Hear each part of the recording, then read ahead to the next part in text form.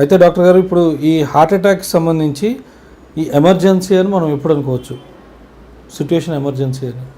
So ఎప్పుడైతే heart attack అంటారో అటాక్కి కొంతకాలం కొన్ని గంటల ముందు చిన్నగా నొప్పి రావడం స్టార్ట్ అవుతుంది. ఓకే, హార్ట్లో. సో హార్ట్ పెయిన్ అంటే బేసికలీ ఛాతీ మధ్య భాగంలో ఆల్మోస్ట్ లైక్ పొట్ట బాయి భాగం నుంచి దవడ దాకా ఈ మధ్య భాగంలో నొప్పి బయలుదేరి అది ఎడం పక్కకి వెళ్తుంది.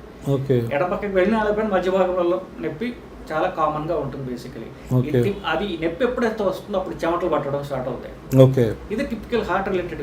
ఇది రావడం స్టార్ట్ అయిన వెంటనే చాలా మంది ఇది గ్యాస్ పెయిన్ అనో అదోనో నెగ్లెక్ట్ చేస్తారు బేసికలీ.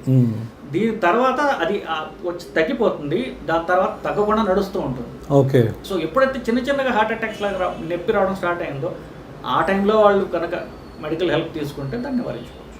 ఓకే, అయితే డాక్టర్ గారు ఇప్పుడు హార్ట్కి సంబంధించి అంటే ఇప్పుడు ఏవైతే ఇప్పుడు మనం తినే ఫుడ్ ఉంటుందో దానిలో హెల్తీయెస్ట్ ఫుడ్ ఏమంటారు?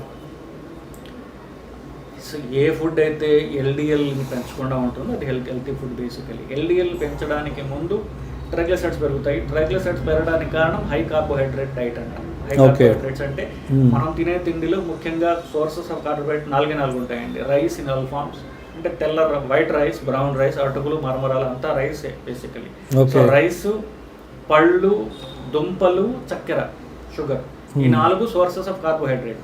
సో వీటిలో ముఖ్యంగా రోజు చల్లని పళ్ళు తినకపోవచ్చు, దుంపలు తినకపోవచ్చు, షుగర్ ఎక్కువగా స్వీట్స్ తినకపోవచ్చు.